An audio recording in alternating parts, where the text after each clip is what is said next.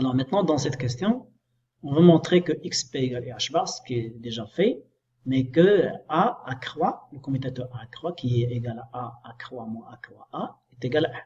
On déduit que la méthode a, la méthode h peut s'écrire sous cette forme-là, h bar oméga facteur de 1,5 plus accroît a, ou bien h bar oméga facteur de 1,5 plus l'opérateur n, qui est défini par accroît. Et on va vérifier que n est hermétique. Bon, on va revenir sur la signification de cette condition-là, c'est-à-dire l'herméticité. Donc là, xp égale h bar, ce qui est déjà fait dans les autres questions précédentes. X chapeau, p chapeau, c'est i.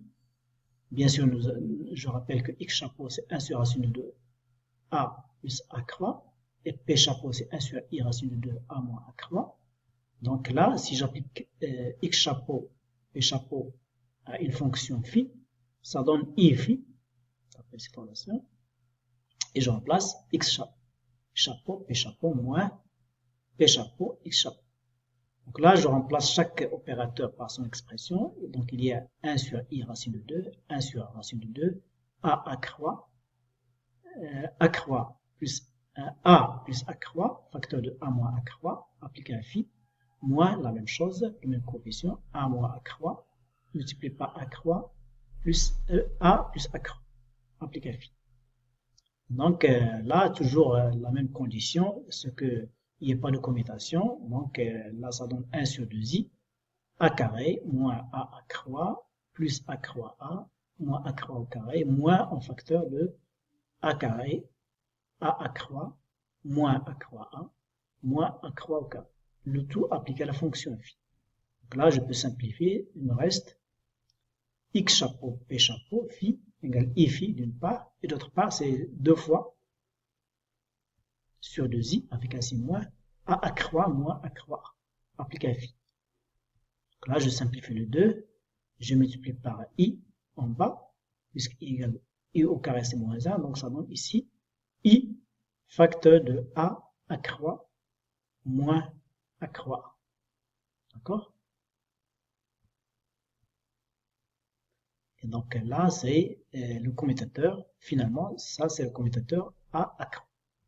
Donc le commutateur a accroît, donc par identification j'ai i phi, et là j'ai i commutateur, donc j'en déduis que a accroît, c'est bien l'opérateur 1. Comme je l'avais indiqué, l'opérateur 1 c'est l'opérateur neutre qui n'a aucune action sur les états. D'accord?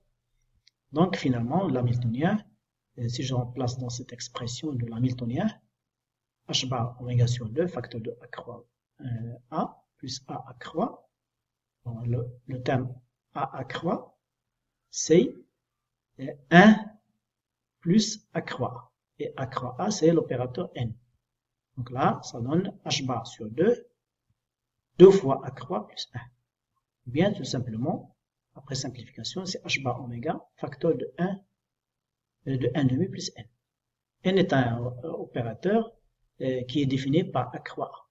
Alors maintenant, on va vérifier que n est hermétique. Bon là, je peux déduire de la relation de commutation a accroît moins accroît a égale 1, c'est-à-dire a accroît moins n égale 1.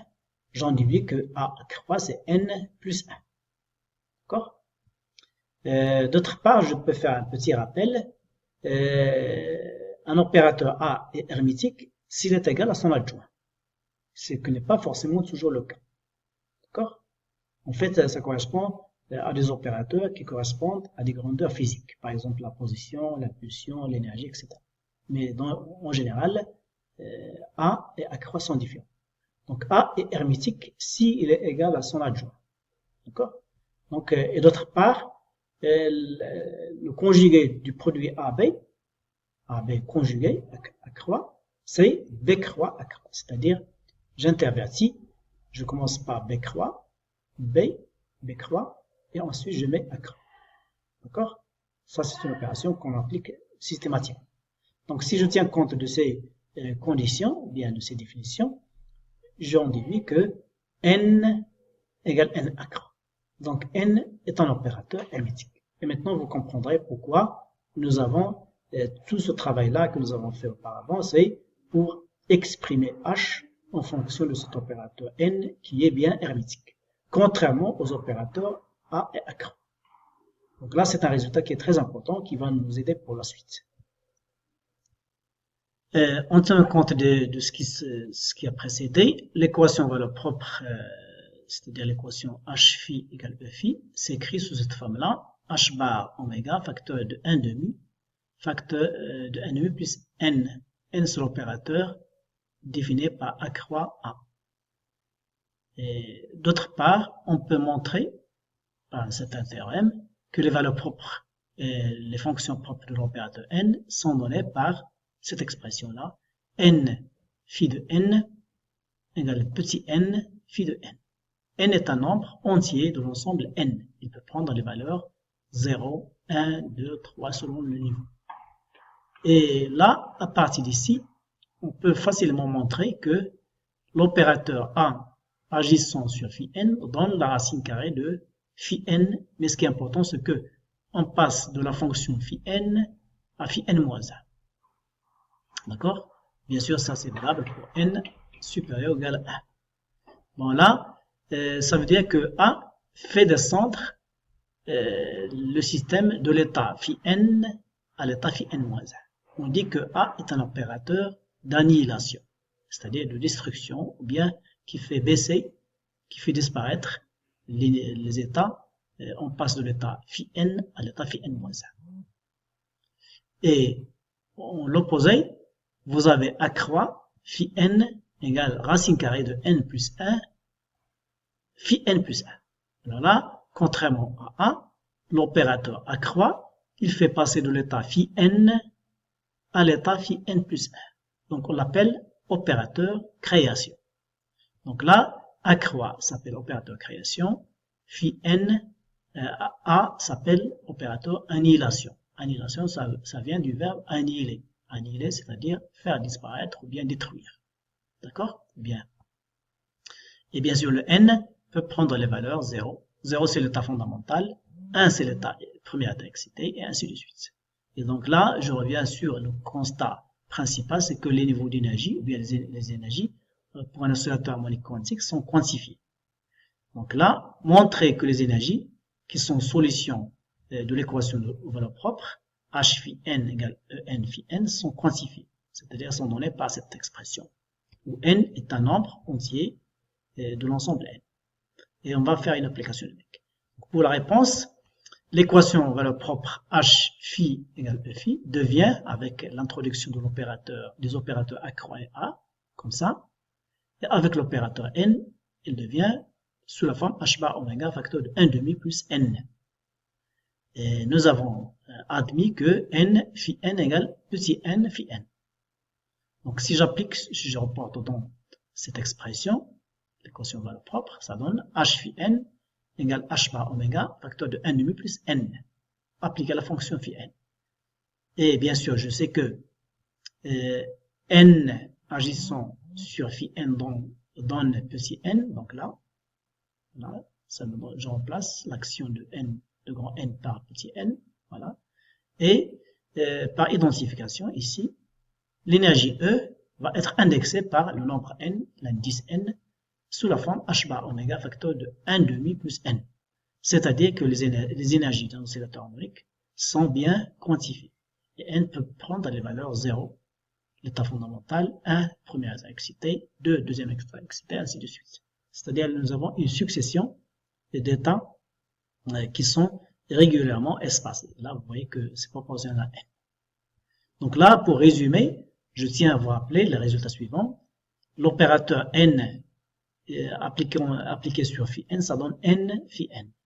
Et l'opérateur annihilation fait baisser l'état du système de l'état phi n à l'état phi n moins 1. Bien sûr, à partir d'un état supérieur à l'état fondamental. Parce que l'état fondamental, c'est n égale 0. On ne peut pas descendre au-dessous de l'état fondamental.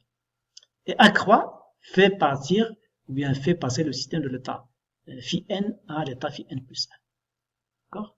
Avec bien sûr ici racine de n, ici racine de n plus 1. Et bon, le résultat final, c'est que H phi n égale H bar oméga, facteur de 1,5 plus n.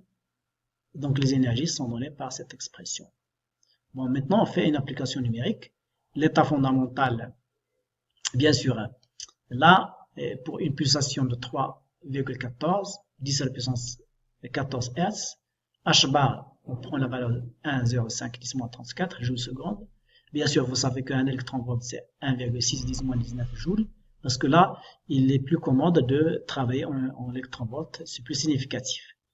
Donc là, pour l'état fondamental, ça correspond à n égale 0. Donc là, c'est E0. Donc ça donne tout simplement H bar oméga sur 2.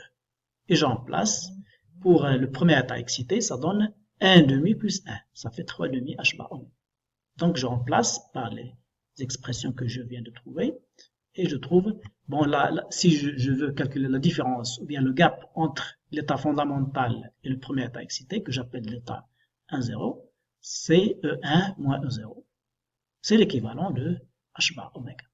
Donc là, ça fait 3,5 moins 1,5, ça fait 1. Et H bar oméga. Donc là, le delta 1, 0, c'est H bar oméga. Donc en faisant l'application numérique, je trouve 3,297 10-20 joules.